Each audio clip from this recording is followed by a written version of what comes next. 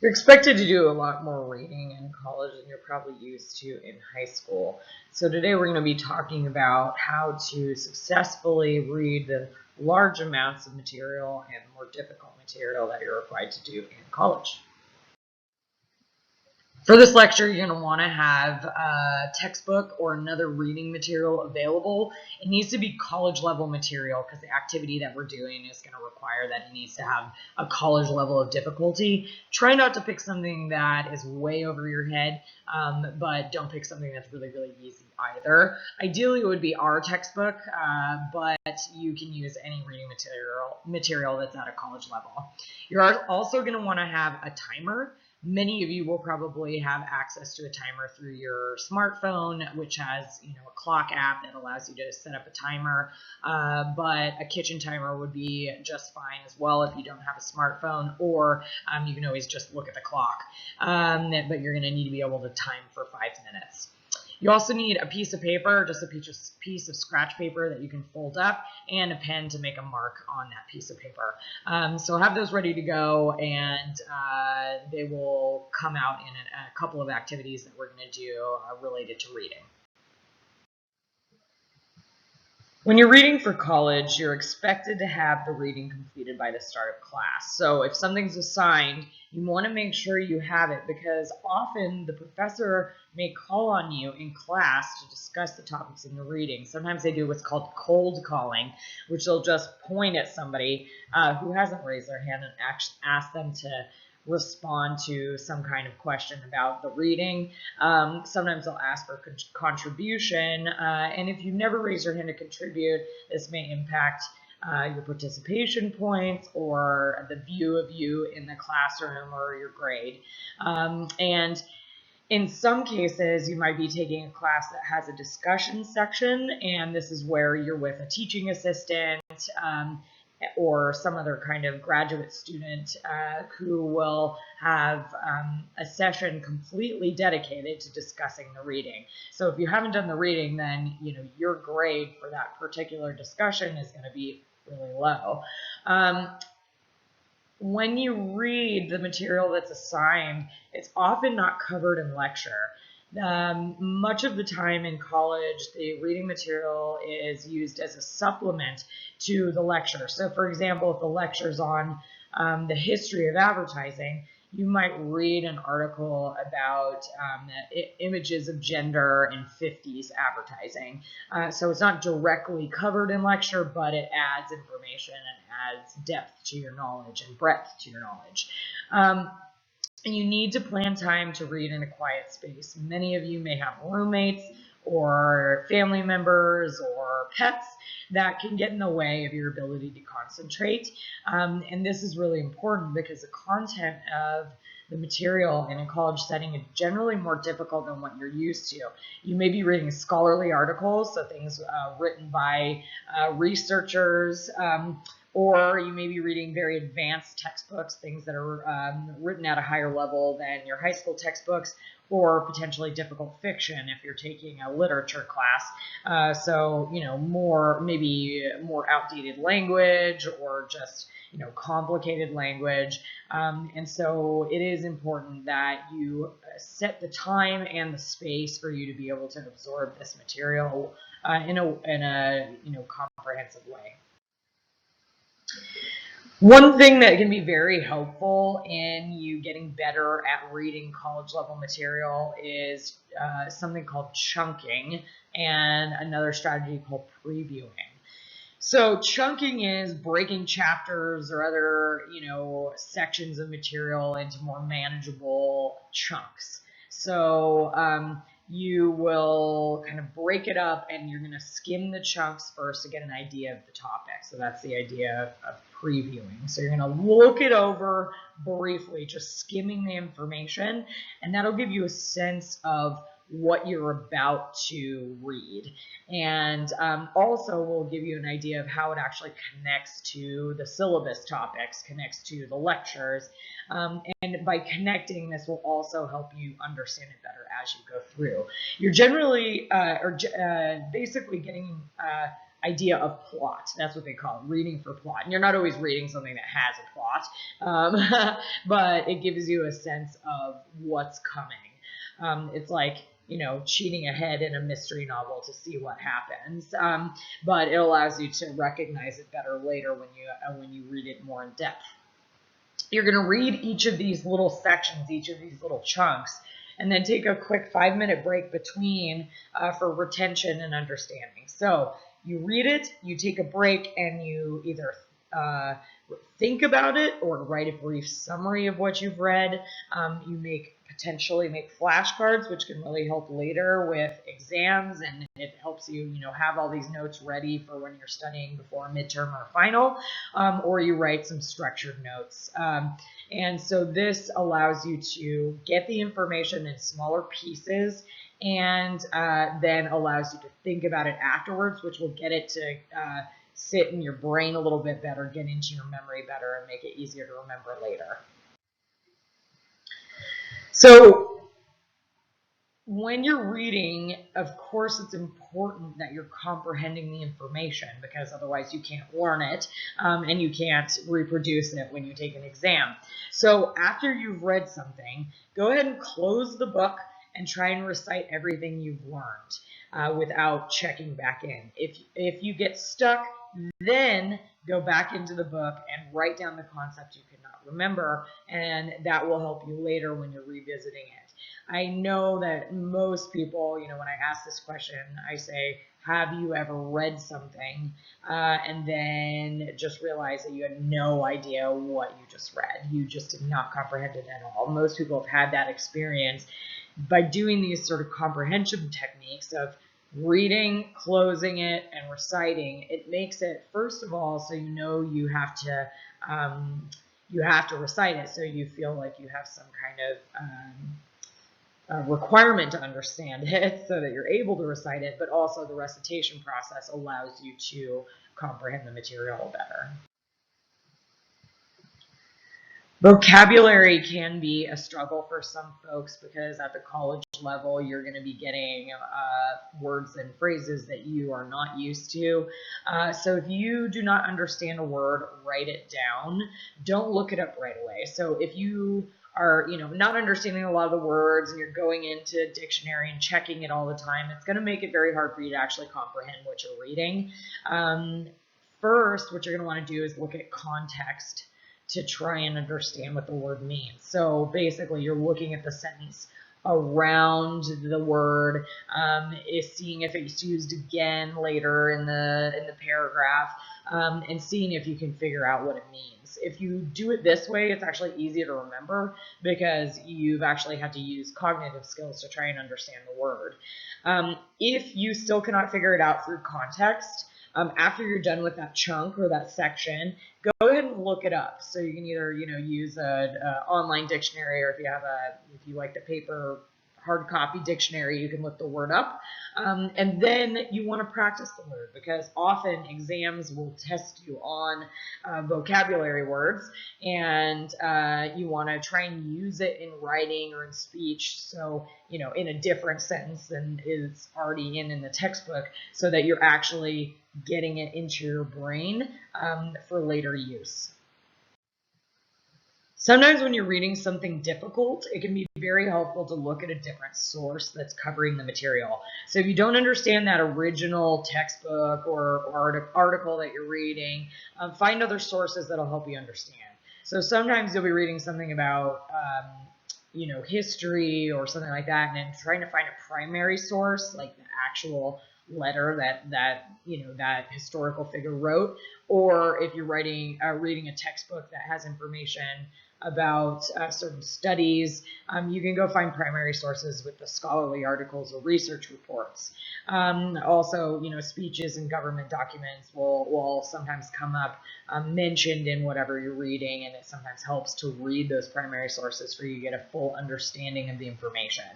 Another option is to look at secondary sources, which synthesize or analyze primary content. So you may be reading a primary source and not really understanding it, but you can look at a secondary source that talks about it. Or you might already be reading a secondary source like a textbook, not understand it, and you can go look for another secondary source that might phrase it differently or might talk about it differently. So things like textbooks or internet or magazine articles are considered secondary sources.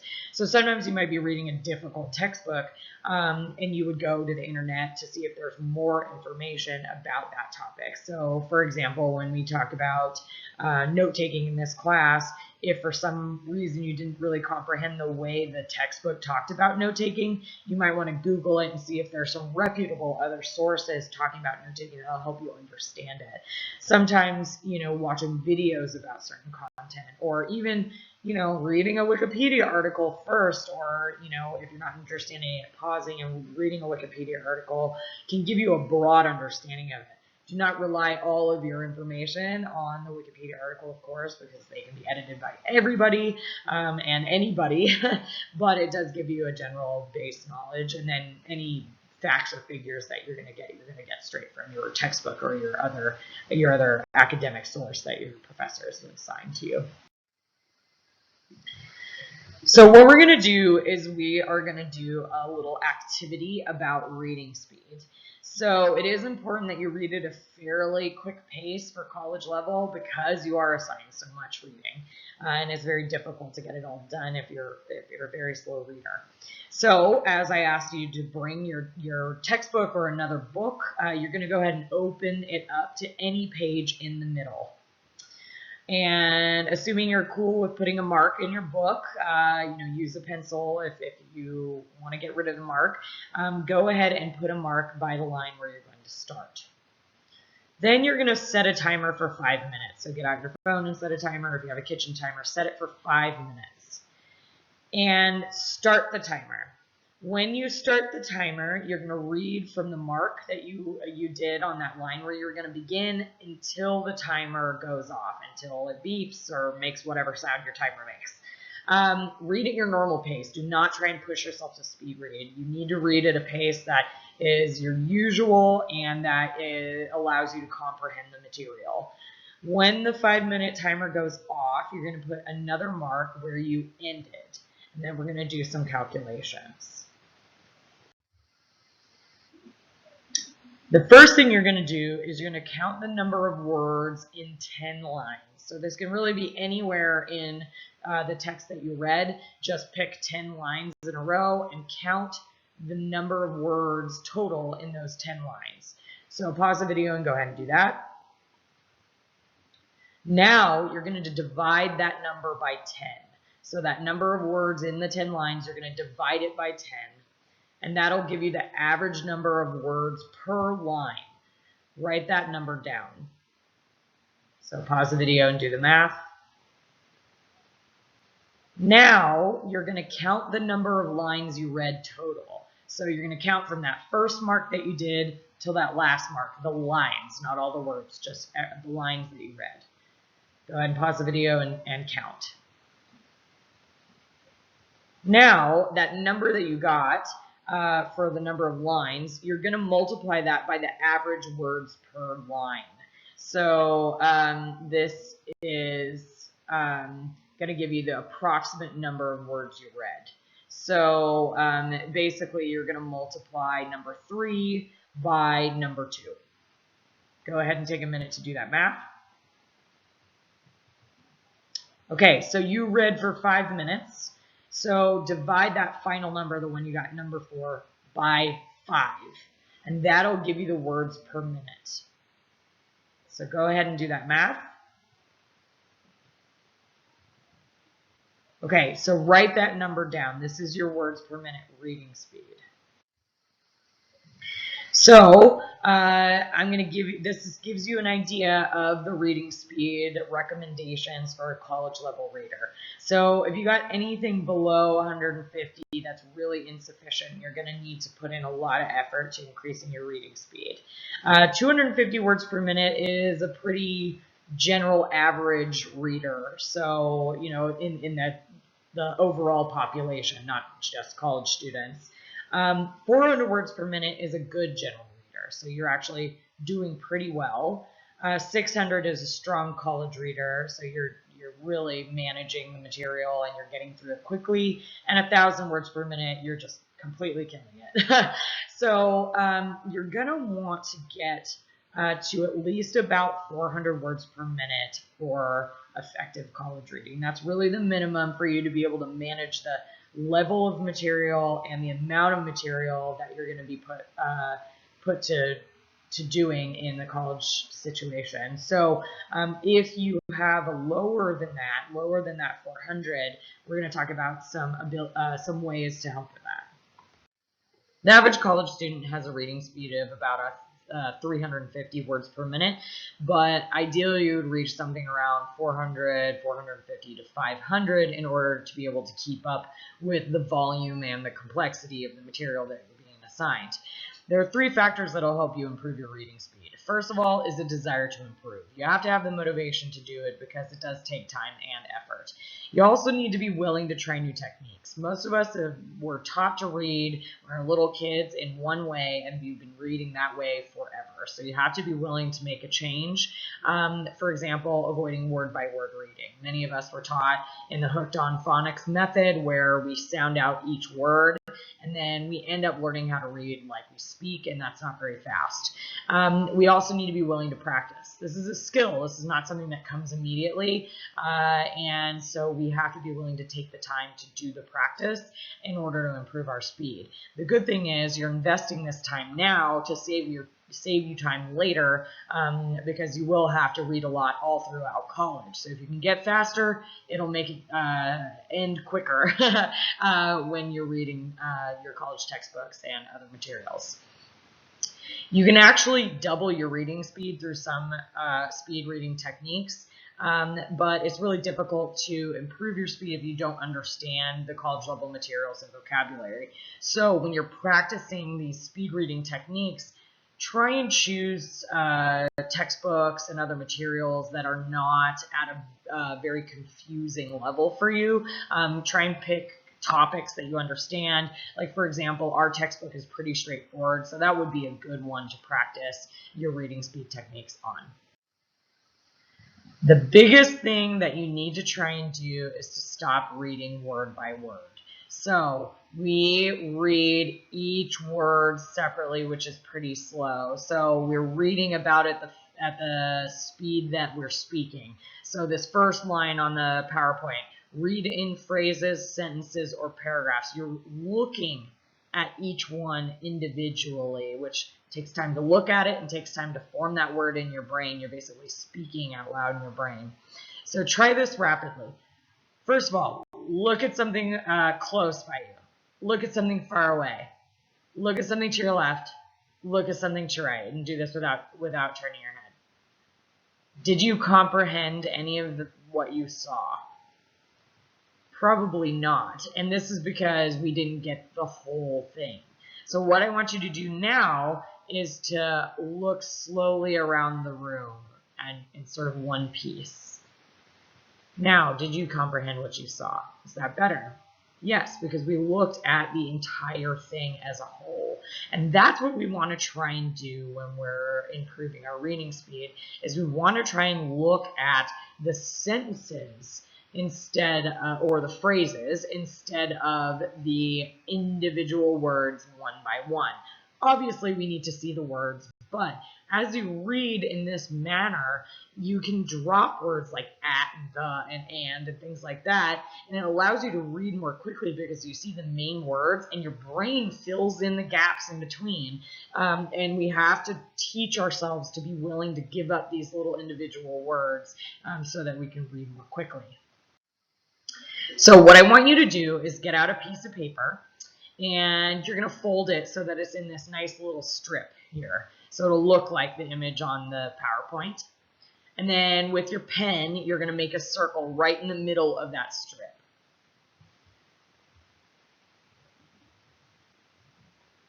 So then you're going to take your new little piece of paper and you're going to put it under a line of text in the textbook that you have.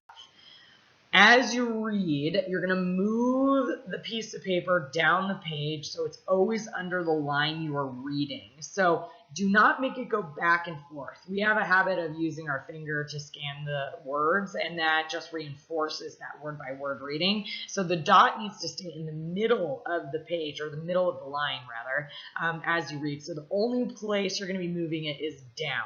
So you may need to make it fit in your book depending on the size of your book, but you're just going to move it down. You're going to cover the line below, but you're only going to look at the line. You're not going to move that dot.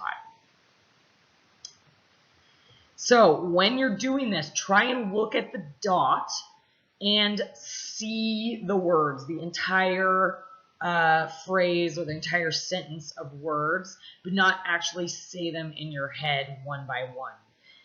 This is probably going to feel really weird and like it's not working at first, but you need to practice it. So you want to kind of back up, just like you did when instead of looking at each individual thing in the room, you scan the entire room. You're sort of backing up and seeing the entire sentence.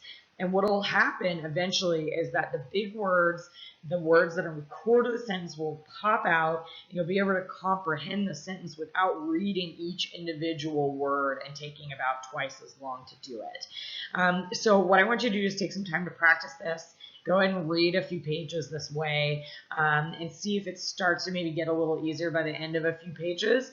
It may not for many of you because, again, this takes a lot of time and a lot of practice. But I will share with you that when I read, I only really see the main words. I don't say everything in my head word by word, although, you know, I hear some of it in my head, of course, but I'm not going one by one and saying it at the pace that I speak. And I actually am a pretty fast reader. So my husband, I think, is a word by word reader. When we read books, I read them about twice as fast as he does. So by seeing the overall sentence and the overall information, I'm able to actually completely comprehend what I'm reading without spending quite as much time because I miss those little extra words. So this shows you sort of visibly what this, it's called iGuide, will help you do. So you move it, you know, line by line down the page, and then see the words, sort of expand your vision and see the words.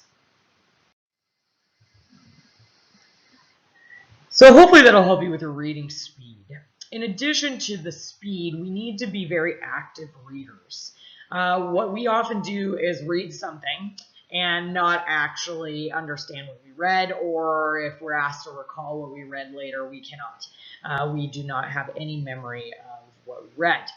So in order to avoid this, first of all, you want to try and make connections between yourself and your goals and the text. So if you go in knowing, okay, I'm reading this chapter on note-taking, I want to walk away with a new way of taking notes that'll help me keep things organized. It's going to make it so you're more invested in the book, and you're going to be looking for opportunities to see, oh, this technique might work for me. So you're really actively reading it because you're actually connected to it in some way.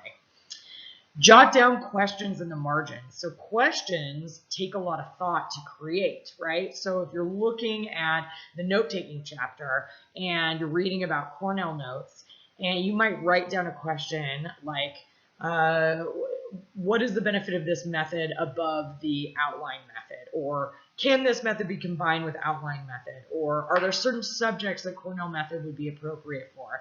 And this requires that you actually think about the material in order to generate this question. And you're going to be looking through the text later to see if there's an answer to your question. So it's very, very active by creating these questions. And it can be helpful later with your exam because you'll see, oh, I had this question about it and it was answered later. And it's sort of this marker of, oh, there's this kind of information here. So it'll be a little easier to find some information in your book. Try to find areas of interest. You're not always going to be reading something that interests you. You are required to take certain math and English classes that may or may not align with what you're really interested in. So if you can find something specific about the particular book, or find one chapter that might be interesting to you and try and connect it to the other chapters, it will really help you be more of an active reader. Also, take breaks. You know, if you're reading through a lot of pages and you're not very interested in it, it's more likely that you're going to do that empty reading. So if you catch yourself doing empty reading, put the book down.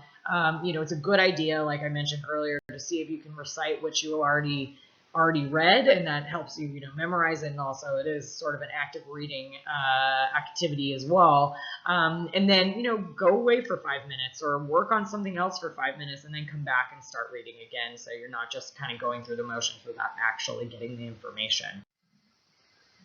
Another good thing to do to increase your interaction with the text is to ask general beginning questions. So, I mentioned the individual questions throughout that are related to a specific part of the text, but if you ask general beginning questions, knowing what you're about to read, again, you'll be looking through trying to answer that question, and that engages you with the text more. So something like if you were walking into reading about college level reading, you could ask a general beginning question like, what techniques are appropriate for college students to improve their reading abilities? And then you'd be looking through to try and find these techniques. Good idea to apply some of the previewing and chunking information that or approaches that we use. That is sort of an active reading approach, because you're reading for plot, you're skimming the whole thing first. Another thing that's very helpful is to look at subheadings and images and charts and graphs, because that can sometimes get you a little bit more interested, and then you see this graph that doesn't make any sense by itself, but then you read the text and you can make the connection and figure out what that graph means. Subheadings can give you a sense of, well, what are these different smaller topics that are being talked about in this section or in this chapter. Again, it's this idea of reading for plot and then connecting things and being very active in it and answering questions as you go through. You also want to make notes, highlight, and summarize the information when the reading is done. So as you go through, when something seems important, highlight it. If you get to the end of a chapter, not a bad idea to write a summary, as I mentioned earlier, and make individual notes as you go through. And I'll show you an example of what that might look like. So this is an image of Pride and Prejudice, and this is a really good example of how to be a very active reader, and this is stuff that can potentially help this student later when writing a paper or doing an exam. So you'll see that there's post-it notes and highlights and stars and other notes throughout, and she uses different colors to try and indicate, different parts of what she thinks are important. But you'll see, this post-it, Lizzie, which is one of the main characters of Pride and Prejudice, she's so ashamed and humiliated by her prejudice and her ignorance and gullibility. So this is obviously a very important sort of turning point in the book, so she's making a note of that. Lizzie's thoughts are filled by the letter.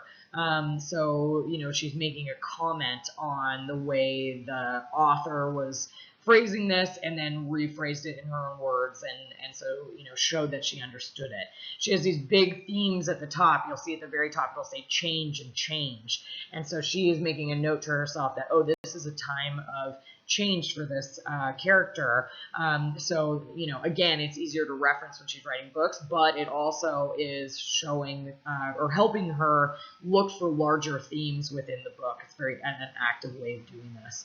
So you can kind of take a moment to look at some of the other little notes that she has and where she's put stars and things like that. But those are the main things I wanted to point out to you, is these notes, this kind of careful and specific highlighting. And she actually also makes connections back to other parts of the book. So you see at the top, it says page 24. She's obviously referencing another area of the book. So another very clear and active reading for, themes and connections.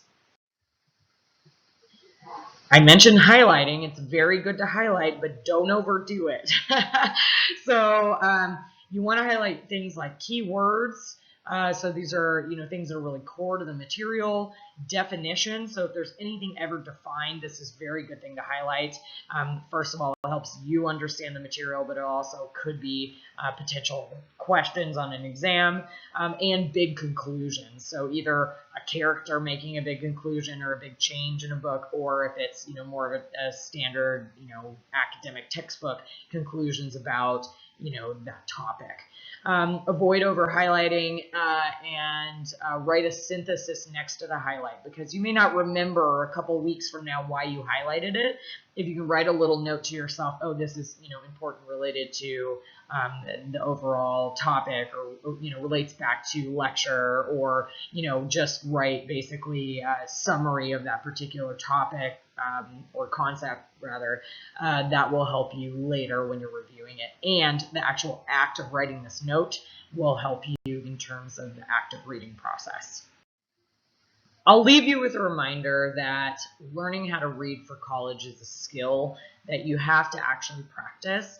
It's not something that comes naturally to people unless you've been taught how to read for college level reading, and most of the time you have not. The other thing I want to leave you with is just a reminder not to get behind in the reading. You're going to have lots of pages assigned to you, and even if you get behind by a week or more, it's going to get quite overwhelming. And every single thing in the text is potential opportunity for an instructor to do an exam question. So you need to know the material, and you do not want to have to try and read the whole book right before the midterm or right before the final exam. So make sure that you keep on top of it and find a way that you can make it enjoyable for yourself. Perhaps you always have a nice cold drink while you read, or perhaps you play some beautiful classical music while you read, or have some snacks, and really try and make it an enjoyable experience for yourself. And you may even have fun practicing, trying to get your reading speed up. Make it a challenge for yourself. So hopefully these will help you with your reading ability in college, because it is a wonderful part of your enrichment and increasing your knowledge about a variety of topics in your college experience.